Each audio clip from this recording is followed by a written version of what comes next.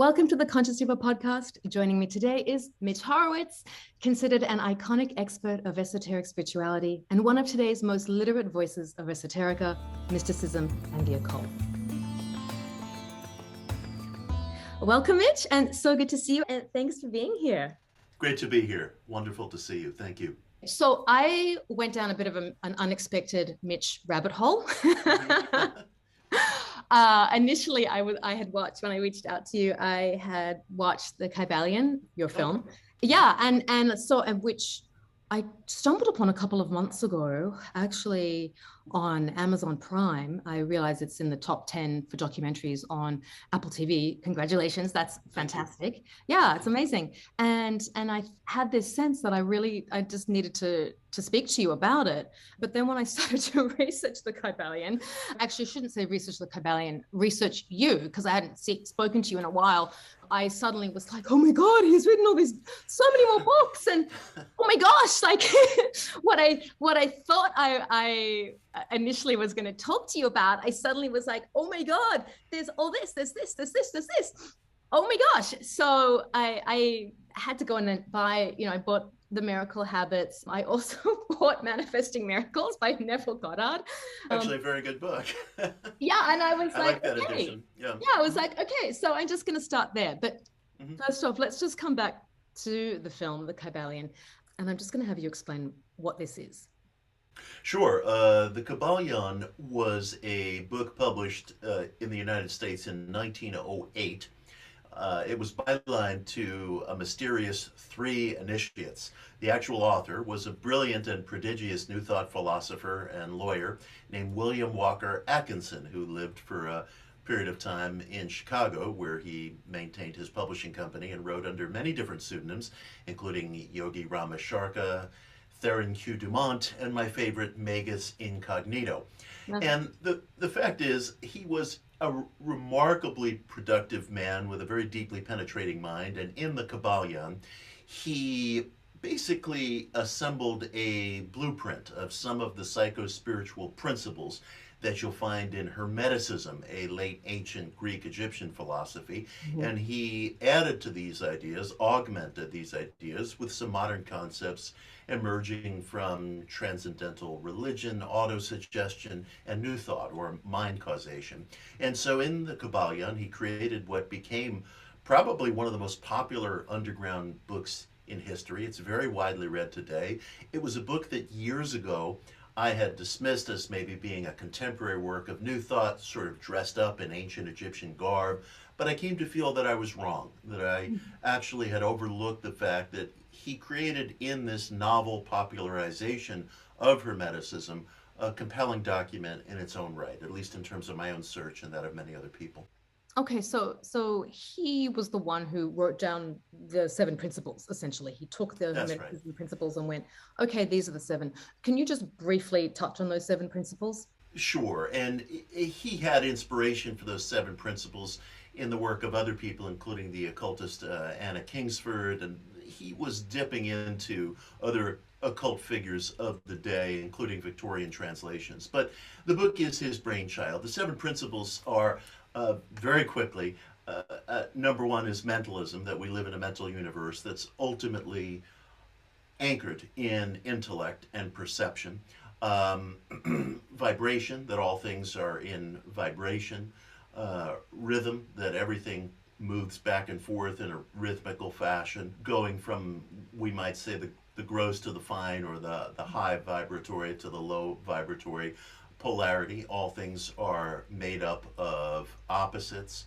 The principle of gender, which is that there are different qualities of active and passive forces that create ultimately a third or reconciling response. There is the principle of compensation, which is that basically it's summed up in the phrase rhythm compensates. Whatever happens in one area of our lives is mirrored by an event in another area of our lives. And then the overarching principle is that the universe is one in all, and that all emanates from one great higher mind, which the Hermeticists referred to as nous, which we might refer to as a great overmind or infinite mind. Ralph Waldo Emerson called it the oversoul. Emanuel Swedenborg called it divine influx. And basically, those are the 7 principles. Thank you. And I wanted you to explain those because when I was watching the film, which, by the way, if people have not seen the movie, it is in the top 10 documentaries on Apple TV. It's also available on Amazon Prime. But it was when I watched the trailer, I was immediately taken aback, actually, and by the quality of the content. And as a television producer myself, I was like, wow, this has a really good, a high production value to it. You filmed it on location in Egypt, and you know, the way it's lit, and look, when you're in studio, when you're doing your sit down interviews, all of that. So just in the trailer alone, you know, I was like, oh my God, I want to watch this. Of course, the fact that when I saw your name in there, I was like, I didn't realize you had done this. And then I watched the trailer and then I went, oh my God, I need to watch this. And did, and was impressed with the quality of it, but also the information contained. And why I had originally reached out to you, not just to explain the sort of top notes of the book and the film, but also I've been working very closely with a Nepalese shamanic teacher in the caste Nepalese shamanic tradition. He's a 27th generation shaman. And there were so many similarities in the shamanic practice that I do that I really wanted to ask you about that. What do you think about this? And even if you are familiar with shamanism from, say, you know, the Himalayas, the northern Himalayas, Tibet, India, and so on, Nepal, but also with that, and you mentioned yourself with Hermeticism coming from ancient Greece and Egypt, is there a reason perhaps the Indus Valley civilization isn't mentioned amongst this as well? Well, the Hermetic experience was to a very great extent an encounter between Greek culture and Egyptian culture in the closing generations of what we would consider the ancient Egyptian empire. And Egypt, ancient Egypt, in its closing centuries, was ruled over by a Greek administrative class that descended from the armies of Alexander. And some of these rulers, who were often called Ptolemies, were popular with the public, some were unpopular. The most popular and the most legendary is, of course, Cleopatra. And after her death in the city of Alexandria and after the death of Christ, this Greek administrative class wrote down certain ancient Egyptian ideas that they were encountering, combined these things with Neoplatonism, and I have no doubt that there were probably some Vedic influences that entered some of those ideas, especially considering the great antiquity of the Vedic civilization. But it's really hard to sort out precisely where all the influences were coming from. You know, there was a crisscross of cultures in Alexandria. And so for the purposes of the film, we were expressing it in terms of the classical Hermetic model, which is basically Greek Egyptian with some Neoplatonism thrown in. But I think given trade routes and other things, there were probably Vedic ideas that appeared within the Hermetic literature as well. There was so much that, so many crossover similarities, and with, you know, as above, so below, as within, so without, and so on. The idea with of frequency and vibration. Yes. One of the principles that you also mentioned of the duality of gender that exists in everything, and of course there's ritual involved and so on. And so there was so much that I was like, wow, I'd never really thought of it like that. And I guess because I hadn't spent the last several years studying this stuff, but prior to that, it had never really occurred to me. It was just more a way of life, a way of living, you know, and applying those principles. So then do you think that Hermeticism relates to shamanic principles? Have you come across anything like that in your own personal research? Well, one of the things that most turns me on and attracts me in terms of ideas is when you find parallel insights, especially among people who might be separated by vast stretches of geography or language or time. And I think that what you find in the Vedic tradition, what you find in the Hermetic tradition, what you find in the later Buddhist tradition, and also what is found in the Transcendentalist tradition here in the West, are parallel insights. it's not always easy to assemble a neat family tree among different ideas. You know, people might say, for example, well, gee, contemporary New Thought sounds a lot like these expressions in the Upanishads or in other Vedas, or contemporary New Thought or mind causation sounds a lot like Hermeticism. And those are very, very sound points. At the same time, I always hasten to point out to people that here in the United States, the progenitors of what we call New Thought or mind causation, many of them lived in the 19th century in very rural environs. They grew up in households where there might have been just one or two books in the home. There might have been a King James Bible, maybe a manners and morals book. They were rural folk, and with the exception of those in Ralph Waldo Emerson's Transcendentalist circle, they didn't have access to translations of any of this literature. It's hard for us to believe sometimes, given the vastness of information available to us today, but when Ralph Waldo Emerson published his first series of essays in 1841, there was probably just about 4 or 5 English translations of the Bhagavad Gita here in the United States. One was in Emerson's private library. He would loan it out to Thoreau. One was in the library at Harvard, and 2 or 3 others were in private hands. And I think Swami Vivekananda had come to the United States around that time as well. Or no, a little bit after that, in the early 1900s. A little bit after. And I point this out because it's almost more extraordinary to me that different people from vastly different walks of life, sometimes really separated by millennia, came to parallel insights. And, you know, we're so accustomed to tracing a family tree of ideas and saying, well, this came from that, this came from that. But of course, there were many times, including the medieval period or other periods, where ancient literature was either suppressed or was lost or tragically was destroyed. And people had to reassemble these things sometimes from experience. And that to me is just extraordinary. And usually when I encounter those kinds of insights, I think it's the scent trail of some kind of universal truth. And I think, what is the word that you used in the Miracle Habits to describe that?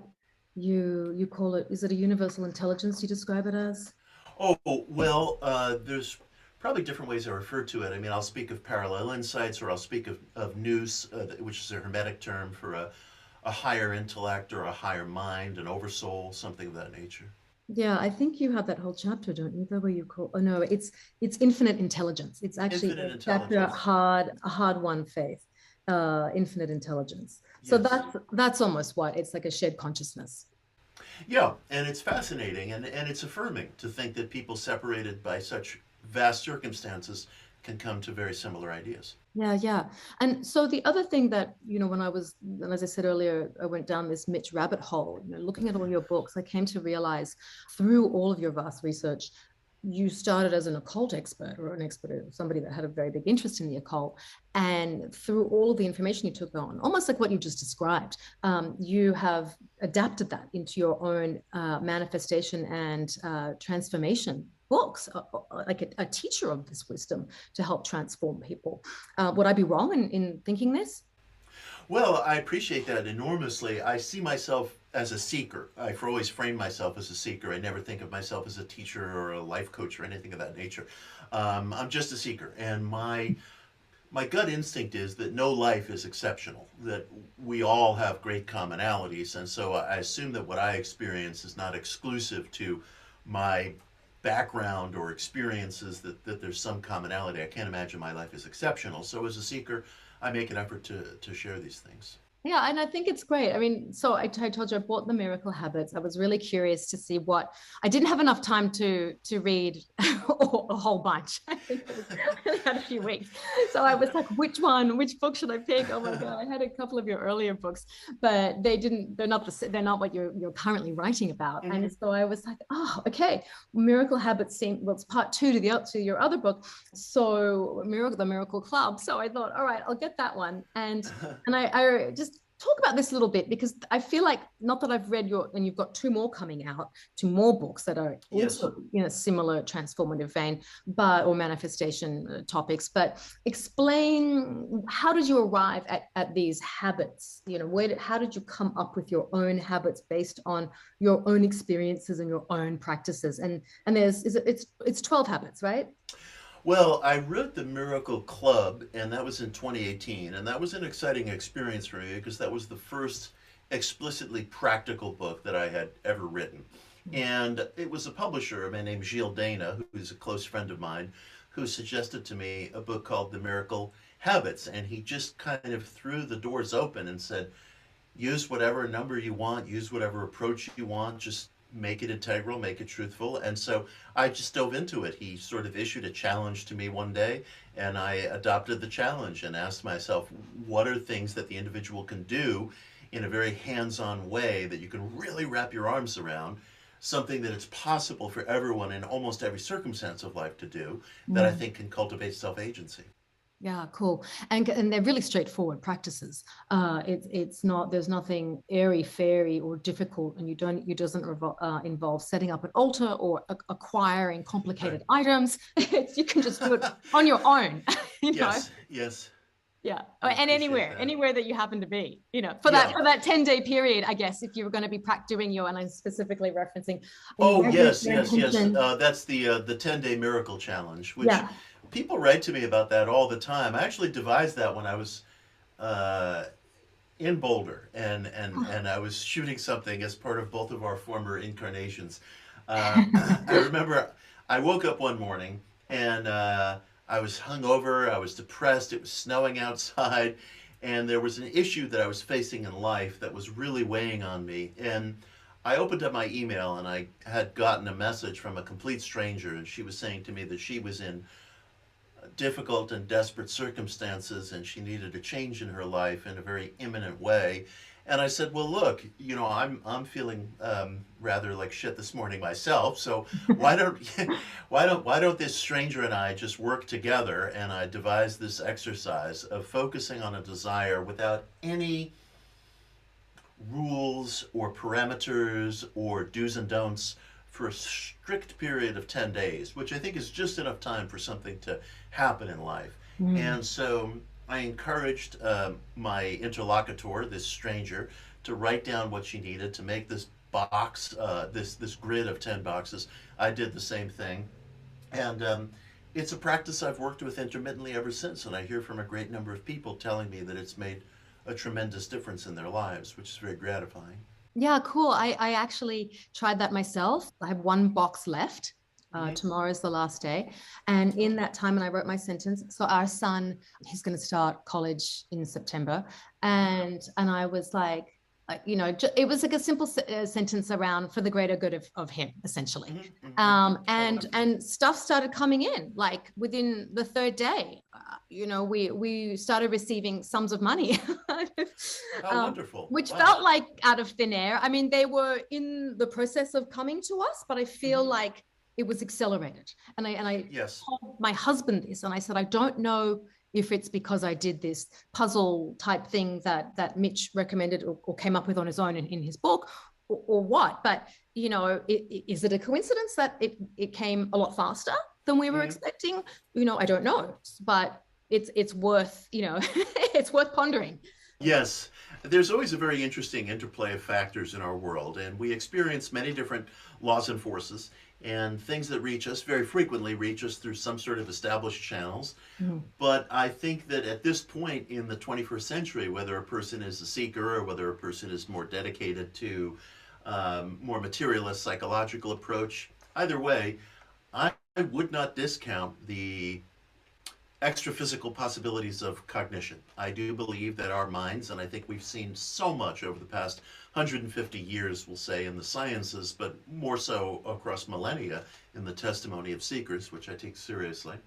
I think that it would be foolish for a person to conclude that mind is nothing but motor skill and cognition. I just think that in fields ranging from psychical research to neuroplasticity to placebo studies to different interpretations of quantum theory, string theory, and so forth, I don't think that that would be a conservative assumption. I think the conservative assumption would be that there's something there, something extra physical there. Yeah, for sure, for sure. I agree 100%. And with my own experimentation with things, I totally, without a doubt, agree with that. And so that feels like a good segue into Neville Goddard, who I'd never heard of until I started looking more into what you'd been doing and listened to some other podcasts that you had been on and heard you talk about him. And so I was intrigued. And the other book that I got at the same time as yours was his Manifesting Miracles. And I loved the presentation of in that book, how he really just breaks down the Bible as this sort of interpretation of, it's ourselves. It's a story about our own selves and how we project and what comes out. And I thought that was really cool.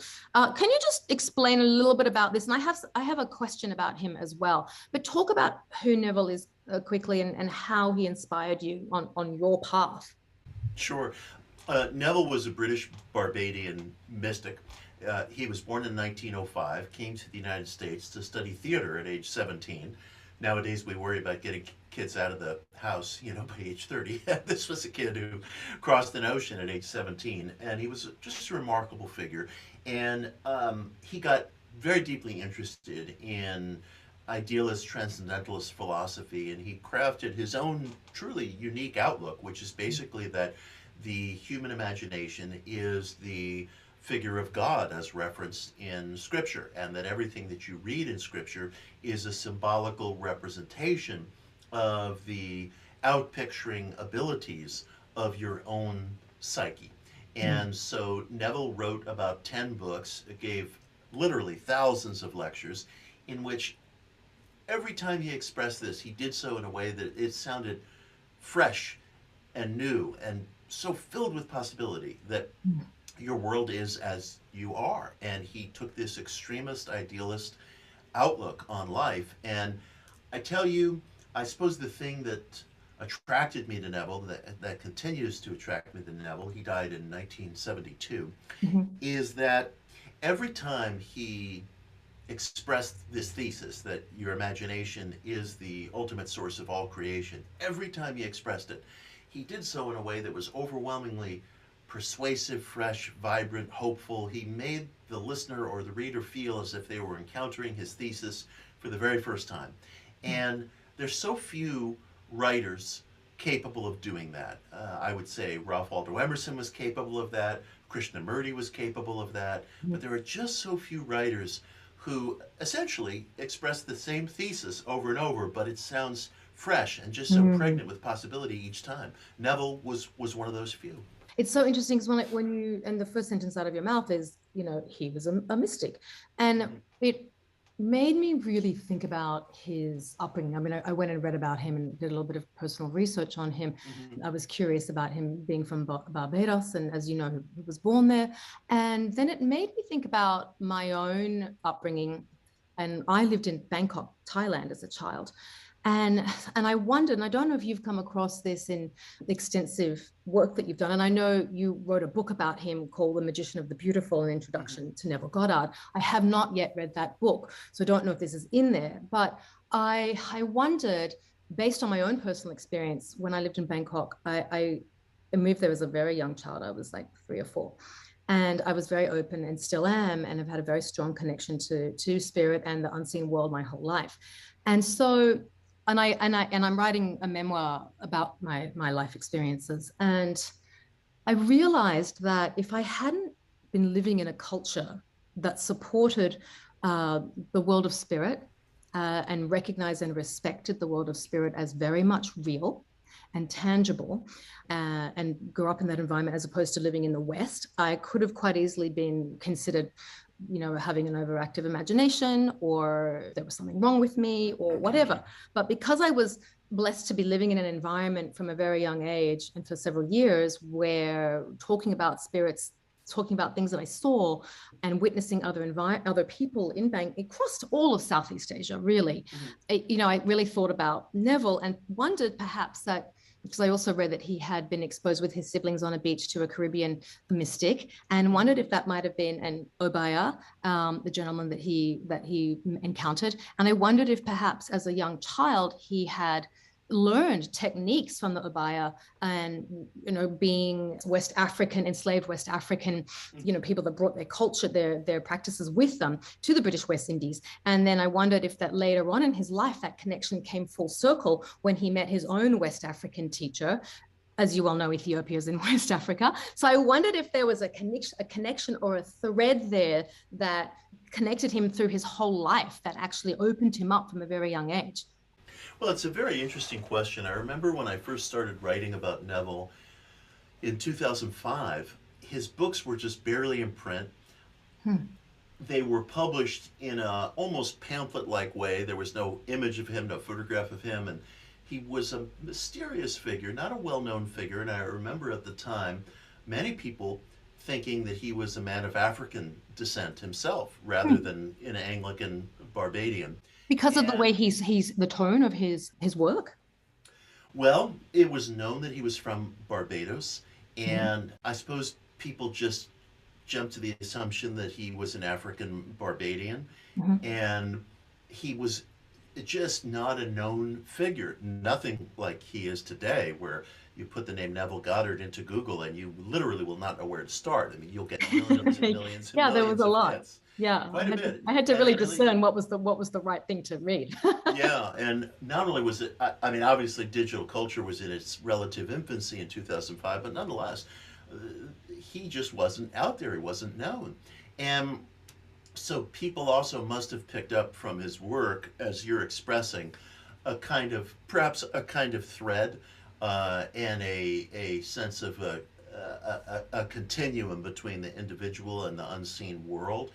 Something felt deeply in West African and other traditions, and it's very interesting that after relocating to the United States and with his interests shifting, he had some success in theater and in acting and so forth, had success on the stage. He was in a couple of silent movies, but his interests shifted from performance to spirituality. And then he said soon thereafter he met his mentor, Abdullah, who he identified as a black man of Jewish background. And the cult philosopher Israel Regardie was actually the one who referred to Abdullah as he called him an eccentric Ethiopian rabbi. And so that was actually from Regardie and not from Neville himself, but he did identify Abdullah as a black man of both African and Jewish descent. And it was very interesting. And he said the two of them for 5 years studied Kabbalah, scripture, and number symbolism. And he said it was from Abdullah that he had gotten his essential philosophy. And it's really interesting because if you look at the time period, and I go through this in Magician of the Beautiful, if you look at the time period, we'll say this is the early to mid 1930s, you have the earliest inceptions of Rastafarianism forming, which was then called Ethiopianism. And there was a mind metaphysics, very strong mind metaphysics content to Rastafarianism, as well as to the thought of Marcus Garvey. So this was a milieu to which Neville, as a white man, may have come into contact. Yeah, it's really interesting, and it did really make me think about that, because I in my own personal experience, understanding the connection and thread that's run through my life to how I was led to find my teacher, I was like, wow, I wonder if Neville had his own experience with that, and that it naturally evolved for him when the time was right. He had to go through these other things in his life and other experiences, and then came back to what he was always meant to teach or meant to do or whatever, so yes. So that was what made me, I just wondered if you'd come across any information on that, if he'd ever shared that. Oh yeah, well, in Magician of the Beautiful, other places, I do write about this intersection between Rastafarianism, Ethiopianism, the thought of Marcus Garvey. I venture a possibility as to who Abdullah may have been, because the scent trail around Abdullah really goes cold. There were a lot of mystical figures bopping around New York City at that time who were associated with Vedism or Theosophy or the Golden Dawn or various occult movements, but one doesn't find any definitive identity for the figure of Abdullah. And it's possible that Abdullah was a composite. It's possible that Abdullah was mythology. It's possible that Abdullah was an actual real person, which I think many of Neville's most dedicated readers insist upon. And I I don't have a definitive answer by any means, but I do identify a figure who was in the orbit of Marcus Garvey, a man named Arnold Josiah Ford, who might have fit the mold of Abdullah, although there are differences in the timeline. So I simply can't be sure. But I do try to piece together the influences, including the French mind theorist Émile Coué, including a psychical writer, researcher named Thompson J. Hudson, a variety of other people whose phraseology and ideas you'll find in Neville's work sometimes. And Neville talked about the later influence of William Blake on his work. He talked glowingly about Abdullah in many lectures. He talked some about his own background experimenting with different philosophies. He never mentions Caribbean mysticism. Not specifically, not by name. Not by name. Cool. Your new books. You've got two coming out. Daydream Believer is one of them, and the other one, Uncertain Places. I'm excited to read both. Tell me about this book a little bit more. I copied over the points, the descriptions, the causal power of a wish alone, how to tap the energies of thought during periods of grief, depression, or anxiety, why prayer and defic petitioning work, how acknowledgement of suffering is a metaphysical force, and so on. You've got some great things here. Can you just, without giving away the whole book, could you give an overview or touch on a couple of these ones, maybe deity work? Sure. Well, my point in Daydream Believer, and I'm very excited about it, I think, frankly, it's the best among the practical books that I've written. And it's a very meaningful journey to me. I try to come to a place where I suppose I reach my ultimate conclusions at this point in my search about the efficacy of mind causation. And the key point that I raise in Daydream Believer is this. If the individual assumes, as I've argued for, that the mind has extra-physical qualities, and I think that's something that many of your viewers and listeners are on board with, and I argue for it very rigorously in the book, delving into psychical research and a variety of other scientific fields and theories and interpretations. And if the individual shares in this belief, a contention, conclusion that the mind contains extra-physical qualities, and extra-physical is really my definition of spiritual, is it possible that within our generation at this very time, we may not need the devices and the tools, the sigils, the spells, the ceremonies, the affirmations, the visualizations, the mantras? Is it possible that all of those things, helpful and useful as they are, and I use them myself, are superseded by the fact that your knowing that your mind has extra-physical qualities is enough in and of itself for the sustained wish to have causative power, that we don't need any other agencies, and that we're coming to understand ourselves as beings who lead both material and immaterial lives. And that realization as in itself may be enough. So that's what I'm experimenting with. I'm trying to strip things down to their most essential qualities and possibilities. That's what I'm really working with in that book. That's interesting. And as you were talking about that description, I wondered, I can totally understand how somebody could apply that to manifestation and transformation. But what if you're crossing over to an unseen realm, using an altered to alter your state of consciousness without plant medicine, say? So you're crossing over. Would you, or have you practiced with this or experimented yourself? I don't know what your personal practice is, but maybe if you're okay sharing that at the end, I'll ask you. In the shamanic world, the shamanic view, you would drum or rattle or whatever. Some alternating beat alters the state of consciousness to cross over to commune with the spirit world, and that becomes very real. The veil, so to speak, is lifted, and you cross over, and you're able to, interact with different beings. So if without that, can you, all the things you just shared, how would you cross over into that realm? That's a very interesting question. It seems to me that everything that's happening to us is happening at once. And I try not to make hard and fast distinctions between, let's say, attachment, non-attachment, personality, essence, identification, non-identification, or identification, transcendence, or the life that I'm experiencing right now as I'm seated in this chair. And a life that's infinite, a possibility of a psyche for which past, present, future linearity does not exist, but is capable of going everywhere.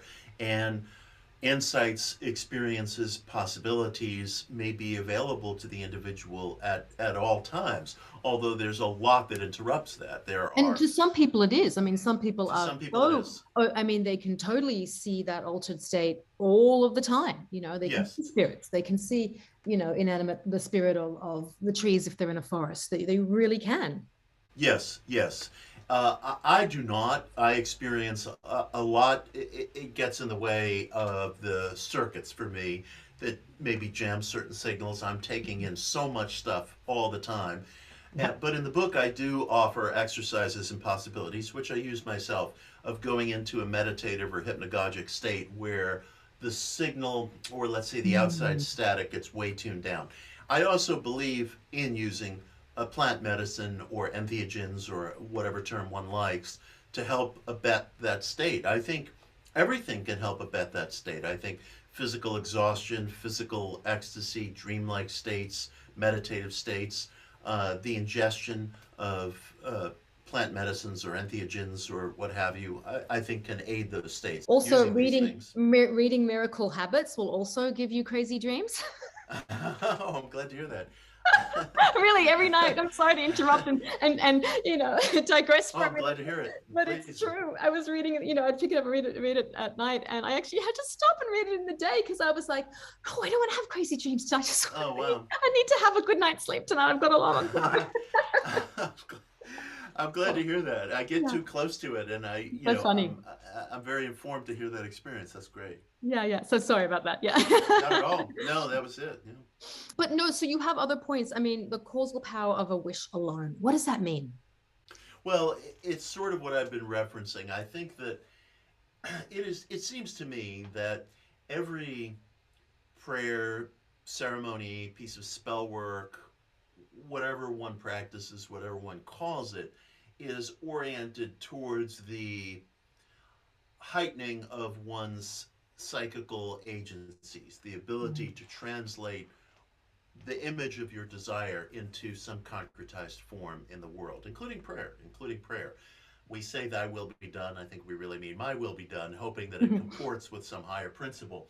There's a lot of things we don't like to admit to ourselves, and I think we should admit these things to ourselves. I believe we are power-seeking beings, and I don't think that's inherently corrupt by any means, although there's a lot that interrupts our possibilities, and there are ethical challenges that we have to take very seriously as power-seeking beings. But acknowledging that in itself does not, I believe, place us into any kind of danger. In fact, quite the opposite. I think it amounts to being more vivid and clear with oneself. So Mhm. I came to feel at a certain point that all of our rites, rituals, liturgies, ceremonies were intended to bring agency to our psyches and to contribute to the ability of the individual to create in outer life. Again, not just through physical motor skill cognition, but to use our minds as causative agencies, or our psyches, I should say, as causative agencies. I try to use psyche because I see that as a compact of thought and emotion. It can be easy to slip into this vocabulary of thought, whereas there's a lot else going on inside of us as well. So my contention is that if that's the aim of our ceremonies, rites, and rituals, is it possible? Is it possible to strip some of that away and the very knowledge of our extra-physical existence, or the experience of our extra-physical existence, which is why it's so important for people, I think, to have an experience such as you've been describing, of using something, a simple grid exercise, and you find things are entering your life. Is it possible then to say, okay, so this time I'm going to try to dispense with the saddle or the training wheels or whatever it may be, and I'm going to see if the wish itself is enacting? And Yeah. that's what I'm trying to get at with that principle. Yeah, I understand that. Thank you. There's truth in that, and I have personally have experienced, or I should say, experimented, both altering my states of consciousness with an instrument, a drum or a rattle or whatever, and then I at one point I was finding it was actually becoming cumbersome to me, and every now and again I'll go outside and I'll use the drum, and I'll only when I'm feeling really called and drawn into that moment energetically, as if there's a higher force, that there's a reason for it, that I need Yes. to be doing this.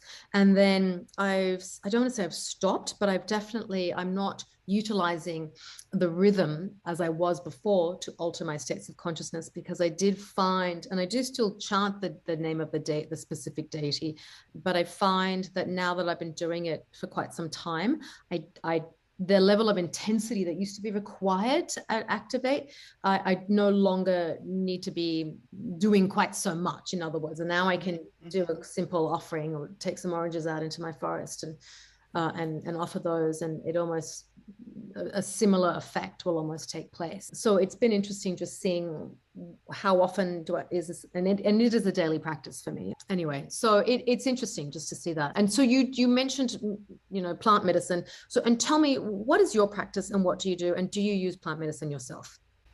Well, I have used plant medicine. It's not a routine part of my practice. I would say my practice is meditation, affirmation, prayer.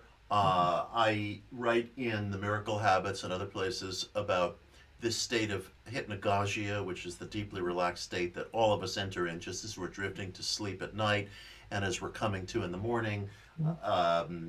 It's often referred to as hypnopompia in the morning, but both states are very similar. Well, you can do that in a yoga nidra class, actually. You have an experienced yoga nidra teacher. They can guide you through into those altered states, and that's often why people have these incredible healing or releasing trauma, and so forth. Yes, absolutely.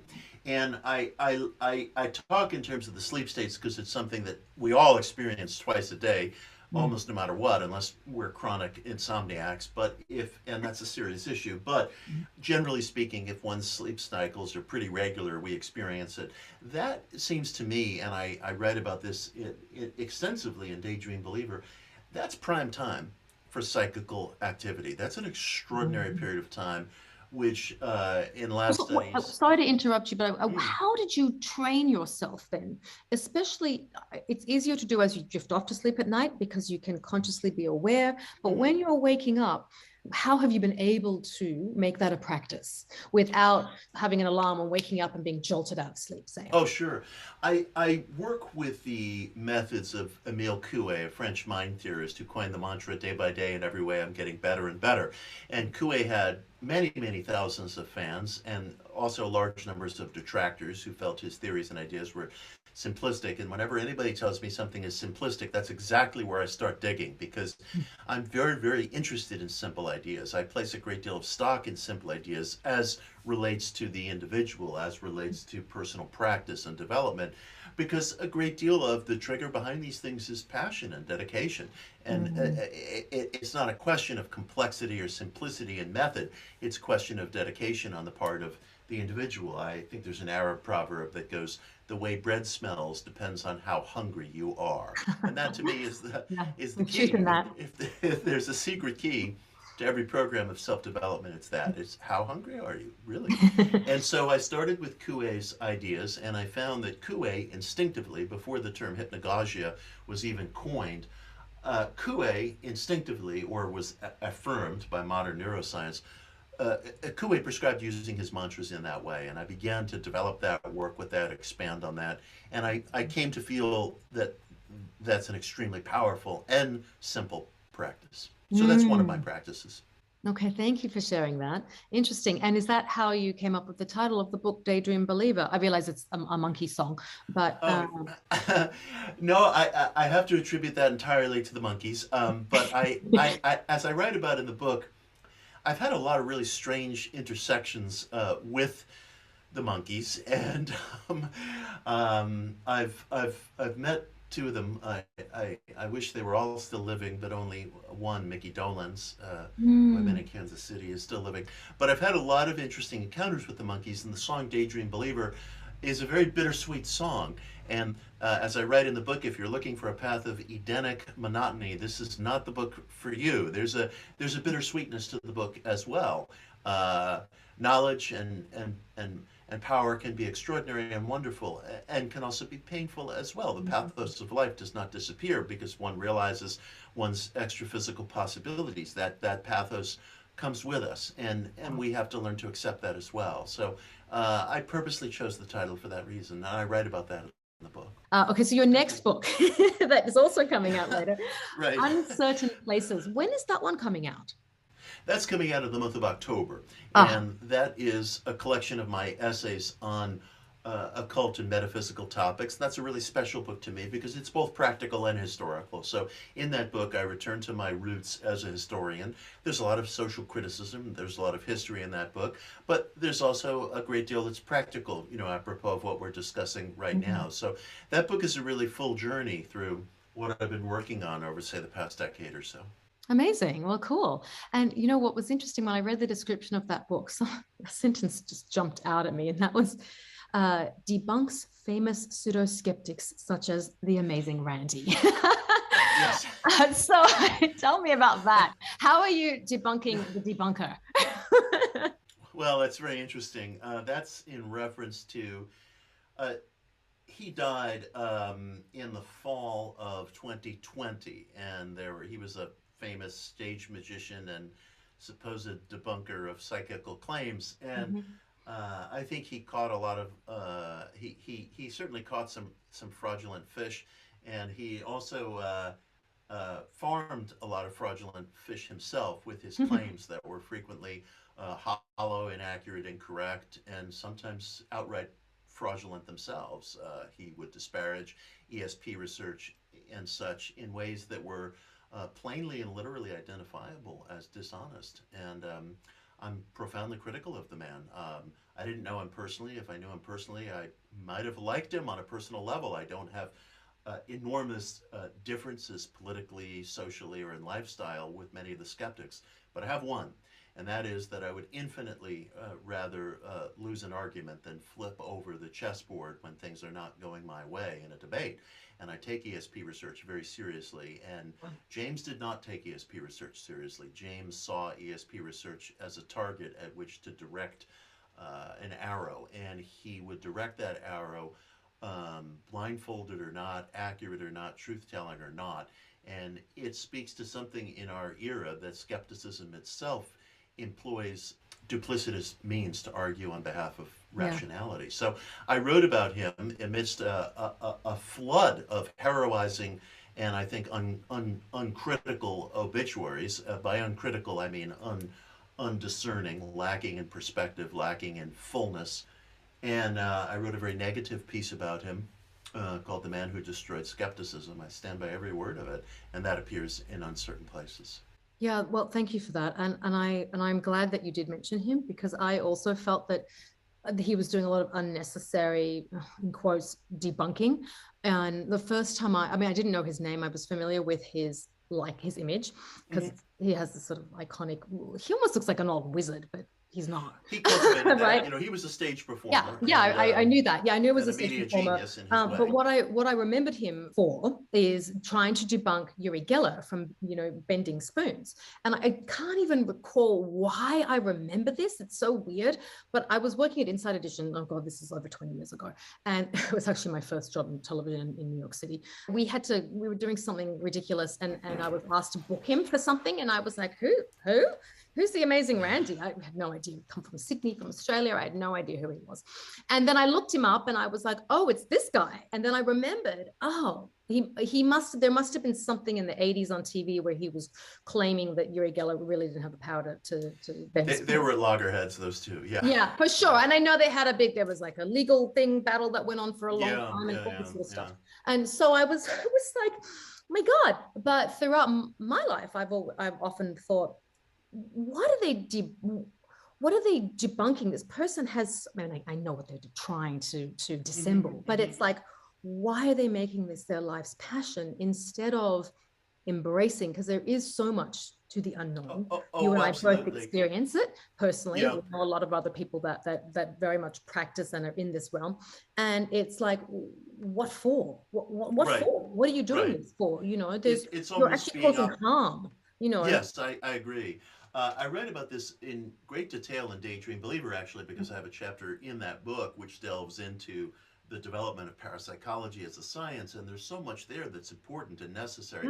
Now, Yuri's a public figure. He's more than capable of defending himself, but the people who I care about are the private figures who are not media personalities, who are doing hardcore, clinically conservative, academically based ESP research, and they're getting disparaged by James and his colleagues and those he's influenced. And it really strains my understanding of human nature at a certain point to dedicate yourself without intellectual excellence, without integral sincerity, to a media position of skepticism that actually fails to live up to the very principles it claims to be defending.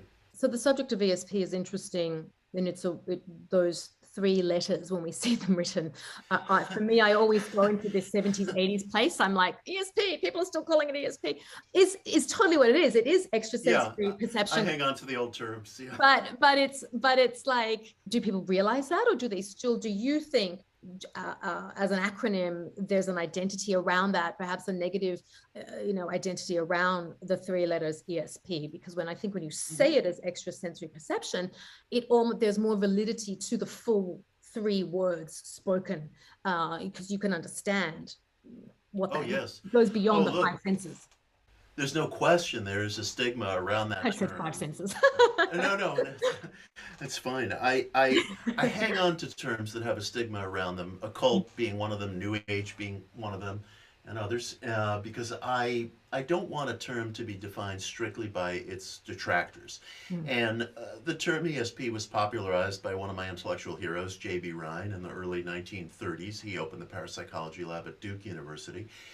And I think the term just has integrity, so I hang on to it for that reason, knowing that it's a lightning rod. I'm not trying to provoke, but I don't want to cede a term strictly to its critics. It's an interesting phenomenon, but it is also with what we were talking about with these altered states of awareness and altered states of consciousness. You have to alter some people naturally just, I think, have that extrasensory ability, but really what it is an altered state of consciousness, Yes, and J.B. Rhine wrote about the conditions that seem to be favorable to ESP, and it was very interesting. It's the same conditions that are favorable to the placebo effect, for example. It's really hopeful expectancy, and there's a magic in hopeful expectancy. It sounds so simple and so plain, and yet there's so much within it if one could really get in touch with what that means and what that connotes, and then there becomes the question of how to cultivate it. Can you cultivate it, or should you always even try to cultivate it? Because there are times where an individual, let's say, is in a state of grief or anxiety or depression, and he or she cannot cultivate what seems to be the feeling state of the wish fulfilled, which is sort of the royal road, both within New Thought and within ESP research. This notion that passion, a believable, self-persuasive passion, I'm using very Western terms, but it seems to be the key that unlocks these energies of the psyche. Now, I accept the fact that we all cannot enter that, unless one is very developed, cannot enter that state at will. And is it necessary to? Is it necessary to? And this is where I come back to the question of whether the wish itself, if one accepts the extra physical possibilities of the psyche, maybe the wish itself is sufficient. So that makes me think of that, well-known book from the early 2000s, that's The Secret, where that whole premise was being taught by every single person in that book for become things. But I think a lot of people were missing the mark, readers of that book, perhaps, where people were being, it felt like people might have been encouraged to go off and go buy a luxury car because they need to get into that state of feeling successful, or like they have money or whatever. So can you talk to that point a little bit? With getting into this wish state and the difference between really understanding that feeling and this sort of idea of the secret, which I think some people explained it well, but others, it was such a phenomenally successful book, right? Oh, enormously. It's funny because everybody I meet nowadays from every walk of life, including from within New Age circles, professes to hate The Secret, as if, it sold something like 20 million copies. Somebody must have liked it, Everybody bought it. Everybody bought that book because everybody wants to be successful. Everybody wants to change their life and have money and the dream job and, happiness and love and all of that stuff. So they all went out and bought it because they needed to unlock the secret. They needed to unlock the secret. Look, I have very mixed feelings about that book and movie. It's become de rigueur within the spiritual culture to piss on The Secret as a demonstration of one's own seriousness. Just the other day, a journalist was writing to me about, how I think The Secret is crap, and it almost goes without saying because people feel that that's a plank to stand on to demonstrate their own. Yeah, well, I don't want to say The Secret is crap because it did work for some people because they understood the Yes. embedded message in there, right? But I think the broader audience of that book didn't. And it's what you're talking about, and it's what Neville Goddard talks about, this idea of manifesting miracles. And so expand on this. Sure. I've written very critically about The Secret, and I've written critically about Rhonda Byrne, its author. I read critically about Rhonda in my book One Simple Idea, which came out in 2014. But about 10 years after The Secret had come out, 2006, 2007, I decided to rewatch the thing with one of my kids. And I have mixed feelings about it, in the sense everything you're saying is correct. I nod my head in affirmation to everything you're saying. At the same time, I also feel that it exposed a lot of people to ideas about how to use their mind in a very different way, which I really appreciated. And as I rewatched the movie, it struck me, and I really was indelibly struck by this, and I rewatched it with one of my kids. There was nothing in the movie, it seemed to me, that was endorsing of ruinous behavior. And I have never personally encountered anyone. I'm not saying they don't exist, but I've been in this business for a long time. I've never personally encountered anyone who, after reading The Secret or some related work, started spending ruinous sums of money or started engaging in some outrageous debt spending or doing something destructive. And everybody always says to me, at the end of all spiritual practice shouldn't be the procurement of a Mercedes-Benz. There's no Mercedes-Benz in the movie. It never happens. It's like flag burning. Everybody talks about it. I've never once witnessed it or heard of it actually occurring. And so that's the flag burning of metaphysical culture. It's always the Mercedes-Benz. But look, I agree with a lot of what you're saying, but I also feel that the book did help. It did help ignite a lot of people's probing and possibilities about how they could use their minds. And I think it also brought attention to certain work that served as inspiration to Rhonda, including the work of Neville and Wallace D. Wattles, and brought large audiences to those people, which I think was a positive thing. So I have very mixed feelings about it. I've written very critically of Rhonda, and I think my chief criticism is I do not believe in this overall mental super law. I don't use the term law of attraction. I don't use the term manifestation. I have my own language, which I argue for in Daydream Believer and other places. I don't believe in this one overall mental super law. We experience many different laws and forces, and I think that those of us who are on a mind power path must take account of that for this philosophy to reach maturation. That's what I'm attempting to do in Daydream. Okay, cool. Is there anything you might like to add to all what we've spoken about? Well, I just think your questions are wonderful, and it's such a great pleasure to be able to talk about these issues with someone who's actually on the path. You can hear in the way someone engages in an exchange whether they're an authentically searching person, and you are an authentically searching person, and that's just such a wonderful thing, and I thank you. Oh, thank you so much. I really appreciate that. Thanks, Mitch. That's cool. Yeah, no, I love to talk about these subject matters because I think they're so important, as I know you do, and I just don't think they're presented well enough. I think it's often presented in a very hokey way.